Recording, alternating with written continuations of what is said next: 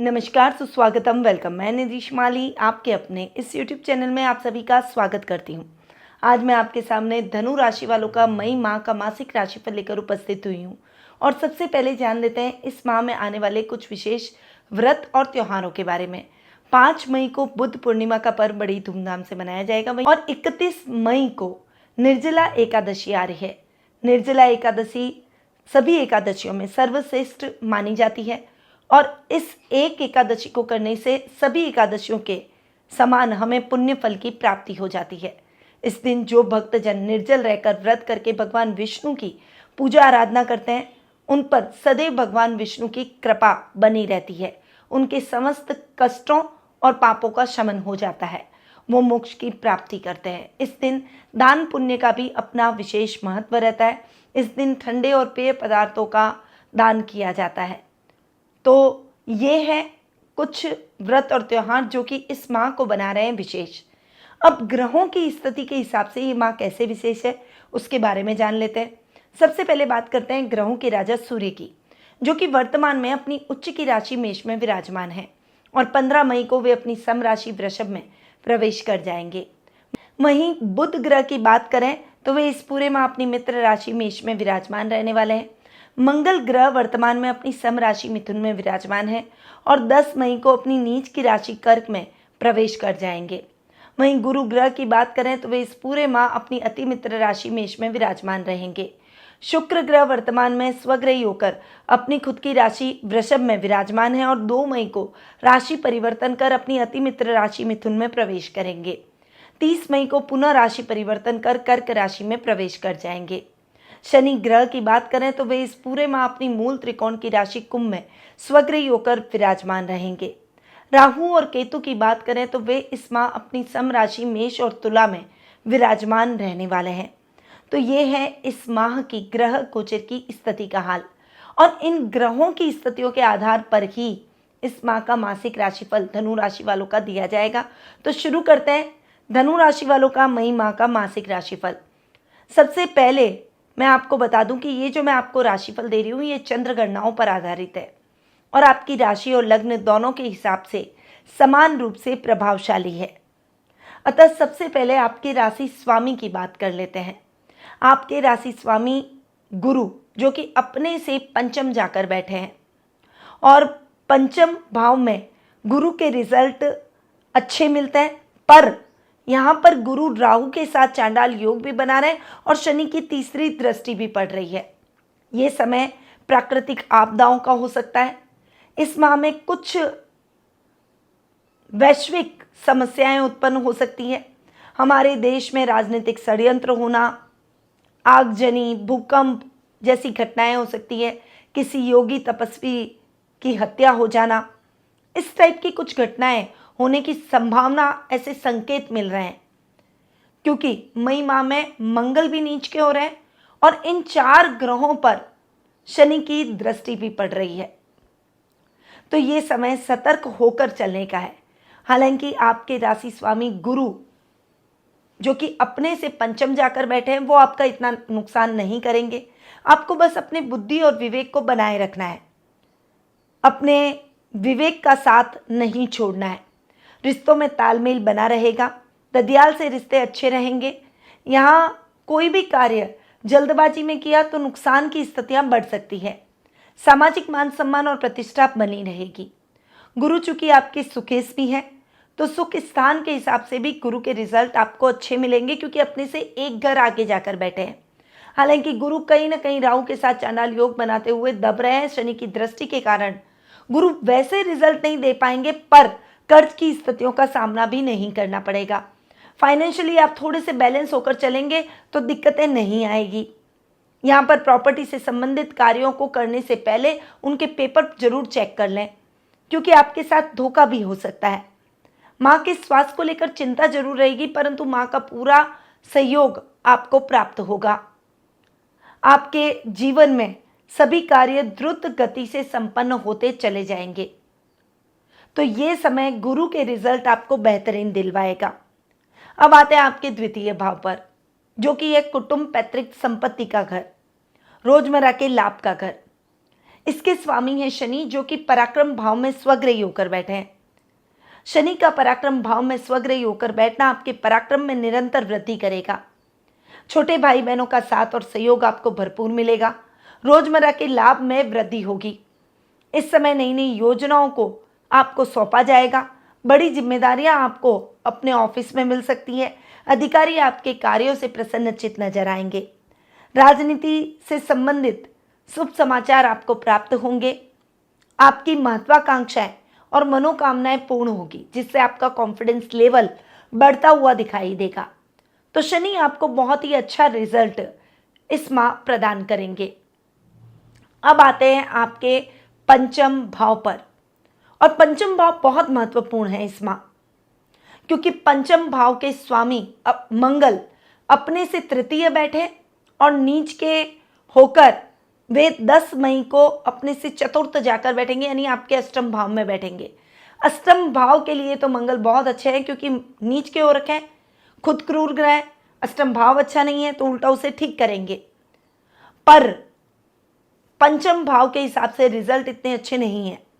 यहाँ पर पंचम भाव में 4 ग्रहों की युति और शनि की तीसरी दृष्टि इन ग्रहों पर, इसका प्रभाव भी आपको देखने को मिलेगा। करियर में आ रही समस्याएं आपको विचलित कर सकती है।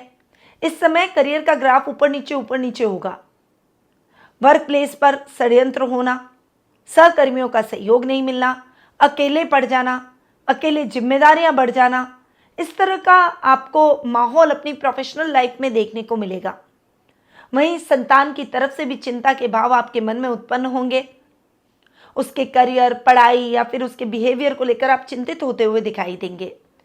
छात्रों के लिए ये समय थोड़ा सा स्ट्रगल से भरा हुआ है। पढ़ाई में आपका मन नहीं लगेगा, थोड़ा डिस्ट्रैक्शन रहेगा। दूसरे कार्यों में आपकी रुचि और अधिक रहेगी, पर पढ़ाई में थोड़ी रुचि कम हो जाएगी। कोई भी कार्य सरलता से संपन्न नहीं होगा, इसीलिए आपको इस समय संभल कर रहना है। खासकर कर्म भाव के करियर के स्थान के स्वामी चूंकि मंगल नीच के हैं, इसीलिए अपनी वाणी पर संयम, क्रोध पर नियंत्रण जरूर रखें, क्योंकि मंगल अग्रेसिव बना देंगे, गुस्सा तेज कर देंगे, जिससे आपके काम और बिगड़ सकते हैं। रिलेशनशिप खराब हो सकती है। लव अफेयर में आपको धोखा भी मिल सकता है, तो थोड़ा सा संभलें। अब मंगल चूंकि आपके 12th हाउस के लॉर्ड है, अष्टम भाव में नीच के होकर बैठे, इसलिए ये समय आपके लिए ठीक रहेगा। खर्चों में थोड़ी सी कमी आएगी। कर्ज की स्थितियां आपके ऊपर नहीं रहेगी। फाइनेंशियली आप थोड़ा सा ठीक चलेंगे। इस समय आपको अब ईमानदारी से अपने कार्यों को करना है, जिससे अधिकारी आपसे प्रसन्नचित्त रहे। अगर आपने बेईमानी करी या रिश्वत लेने का प्रयास किया तो आपको जेल यात्रा का भी सामना करना पड़ सकता है। नौकरी से हाथ भी धोना पड़ सकता है, इसलिए थोड़ा सा संभल कर अपने कार्यों को आप करें। अब आते हैं आपके रोग भाव पर। रोग भाव के स्वामी हैं शुक्र, जो कि अपने से एक घर आगे जाकर बैठे हैं, बहुत बढ़िया बैठे हैं। और यहाँ पर वे आपके स्वास्थ्य संबंधी समस्याओं में आपको हेल्प करेंगे, स्वास्थ्य लाभ प्राप्त करवाएंगे। शत्रु भी आपके साथ खड़े दिखाई देंगे, यानी आपसे मित्रता करने का प्रयास करेंगे। प्रतिद्वंदी आपके खिलाफ कुछ भी नहीं कर पाएंगे। आप अपनी सूझबूझ से अपने कार्यों को बनाने में सफल रहेंगे। इस समय गलत मित्रों की संगति छूट जाएगी और गलत आदत से आप बाहर निकल जाएंगे। आपका जीवन थोड़ा सा सरल होता हुआ, सिस्टमैटिक होता हुआ दिखाई देगा। आपको अपने पारिवारिक सदस्यों का पूरा साथ और सहयोग मिलेगा। ननियाल पक्ष से भी आपको पूर्ण रूपेण सहयोग की प्राप्ति होगी। अब शुक्र चूंकि आपके लाभ भाव के स्वामी हैं और लाभेश अपने से नवम जाकर बैठे हैं। यहां पर केतु आपको विजय की प्राप्ति करवा रहे हैं, आपको अकस्मात लाभ की स्थितियां दिलवा रहे हैं, क्योंकि वे भी लाभ भाव में जाकर बैठे और लाभ भाव में केतु के रिजल्ट अच्छे मिलते हैं। उत्तरोत्तर लाभ की परिस्थितियां आपको अपने जीवन में देखने को मिलेगी।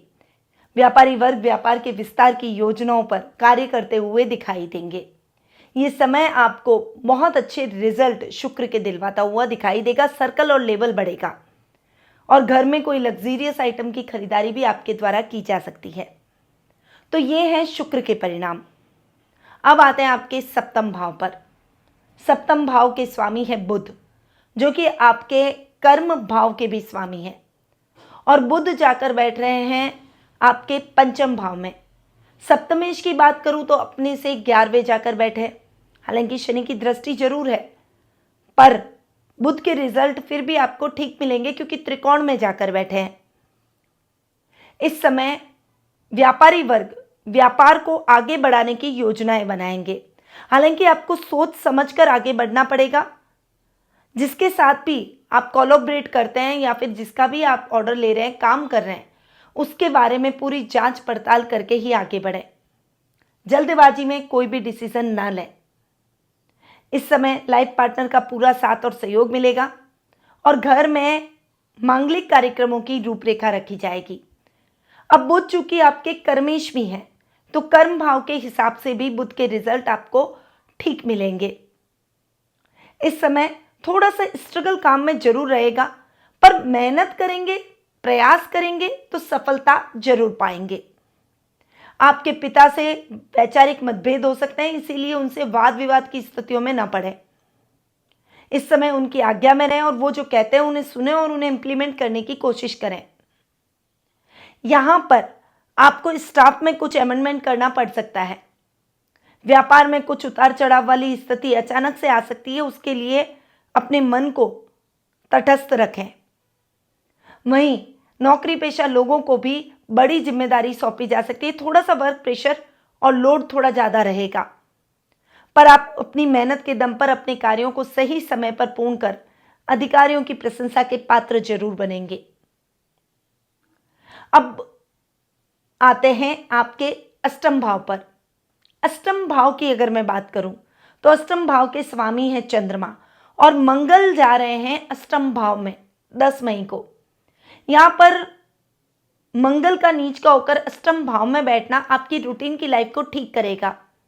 यहां जो आपके शत्रु हैं उनको मुंह की खानी पड़ेगी।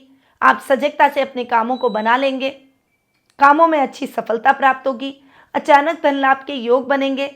जो मिसमैनेजमेंट अब तक आपकी लाइफ में चल रहा था वो अब बैलेंस हो जाएगा, उसमें भी आपको बहुत अच्छा लाभ देखने को मिलेगा। यात्राएं आपके लिए सुखद और मंगलमय रहेगी, और इस समय आप जो भी काम अपने हाथ में लेंगे एक दृढ़ निश्चय से उस काम को पूरा करेंगे। तो अष्टम भाव के हिसाब से रिजल्ट ठीक रहेंगे। अब आते हैं आपके नवम भाव पर, जो कि भाग्य का स्थान। भाग्य स्थान के स्वामी है सूर्य, जो कि अपने से नवम जाकर बैठे हैं, उच्च के बैठे हैं। 15 मई तक सूर्य अपने से नवम और उच्च के होकर विराजमान होंगे। यहां पर सूर्य का उच्च का होकर बैठना आपके भाग्य में निरंतर वृद्धि करेगा, अचानक लाभ की परिस्थितियां दिलवाएगा। शेयर मार्केट, लॉटरी आदि से, रिस्की कामों से आपको अच्छा लाभ देखने को मिलेगा। वहीं धर्म कर्म के कार्यों में आपकी रुचि बढ़ेगी। जो युवक युवतियां गवर्नमेंट जॉब की तैयारी कर रहे हैं, उनका कोई एग्जाम होना है या रिजल्ट आना है, तो आपके लिए उत्तम परिणामदायक रहेगा, फेवरेबल रहेगा। इस समय आप आउट ऑफ पे जाकर लोगों की सहायता भी करेंगे। धर्म कर्म के कार्यों में यानी सामाजिक कार्यक्रमों में आपकी भागीदारी बढ़ेगी। इस समय छोटी छोटी दूरगामी यात्राएं भी आपके द्वारा संपन्न की जा सकती है। अब सूर्य 15 मई को जब चेंज होकर आपके रोग भाव में आकर बैठेंगे, तब भी सूर्य के रिजल्ट आपको ठीक मिलेंगे, क्योंकि अपने से दशम जाकर बैठेंगे। रोगों में कमी आएगी, स्वास्थ्य लाभ में वृद्धि होगी। वहीं अचानक धन लाभ के भी योग बनेंगे। मित्रों की संख्या बढ़ जाएगी और शत्रुओं की संख्या घट जाएगी। तो भाग्य स्थान के हिसाब से सूर्य के रिजल्ट भी आपको अच्छे देखने को मिलेंगे। तो यह है ओवरऑल धनु राशि वालों का मई माह का मासिक राशिफल। अब आते हैं कुछ शुभ तिथियों के बारे में जान लेते हैं। 1, 2, 4, 11 से 13, 18 से 22, 27 से 29 तारीख ये आपके लिए शुभ रहने वाली है। इन लकी डेट्स पर आप अपने कोई भी शुभ या मांगलिक कार्य कर सकते हैं। वहीं अशुभ तारीखों के बारे में भी जान लेते हैं। तो 3, 5 से 10, 14 से 17, 23 से 26, 31 और 31 ये तारीखें आपके लिए थोड़ी सी ध्यान देने योग्य है। इस समय केयरफुल होकर चलें और कोशिश करें कि इस समय कोई भी शुभ या मांगलिक या इंपॉर्टेंट काम न करें। अब आते हैं शुभ रंग पर। इस माह आपके लिए कलर कौन सा लकी रहेगा? तो आपके लिए गोल्डन, चमकीले और चटकदार कलर बहुत ही लकी रहने वाला है। इन रंगों का उपयोग आप अपने कोई भी शुभ या मांगलिक कार्यों में कर सकते हैं। अब आते हैं इस माह के उपायों पर, क्योंकि उपाय आपके इस माह को उन्नत बना सकते हैं। दुष्ट ग्रहों के प्रभाव से आपको मुक्ति दिलवा सकते हैं और उत्तम सफलतादायक भी रह सकते हैं। इसलिए इन उपायों को अपने जीवन में जरूर अपनाएं। सबसे पहला उपाय, हमेशा पीले चंदन की माला धारण करनी चाहिए। पीपल के वृक्ष के नीचे घी का दीपक रोजाना जलाकर उनकी 3 परिक्रमा जरूर करें। धनु राशि वाले जातकों को चने की दाल और पीले वस्त्रों का दान जरूर करना चाहिए। वहीं आपको रोजाना हनुमान चालीसा का पाठ संध्या काल के समय जरूर करना है। हनुमान जी को आंख के पुष्पों की माला चढ़ाएं मंगलवार के दिन, तो यह आपके लिए बहुत अच्छा रहेगा। आपके कष्टों का निवारण हो जाएगा, भय से मुक्ति मिलेगी। धनु राशि वालों को सोना या पीतल से बनी वस्तु धारण करनी चाहिए। पान के पत्ते पर रोली से श्री लिखकर पूजा स्थान में रखें और रोज उसकी पूजा करें। और ये कार्य शुक्रवार से शुक्रवार आप करते रहें, बदलते रहें पत्ते को। तो ये कुछ उपाय हैं जो कि आपके इस माह को उत्तम बना सकते हैं, जीवन को सरल बना सकते हैं, समस्याओं को कम कर सकते हैं। पर ये उपाय मैंने बताए गोचर की स्थिति के आधार पर। यदि आप अपनी जन्म पत्रिका के माध्यम से अपने भविष्य से संबंधित प्रश्नों के उत्तर प्राप्त करना चाहते हैं तो टेलीफोनिक अपॉइंटमेंट और पर्सनल मीट के माध्यम से आप मुझसे जुड़ सकते हैं। अधिक जानकारी के लिए जो स्क्रीन पे नंबर दिए गए हैं वहां आप कॉल करके या व्हाट्सएप करके अपना अपॉइंटमेंट बुक करवा सकते हैं, या फिर मेरी वेबसाइट panditnmshrimali.com पर जाकर भी अपना अपॉइंटमेंट बुक करवा सकते हैं। अब मैं अपनी वाणी को यहीं विराम देती हूँ। स्वस्थ रहिए, व्यस्त रहिए, मस्त रहिए और हमेशा मुस्कुराते रहिए। जय श्री राधे कृष्णा।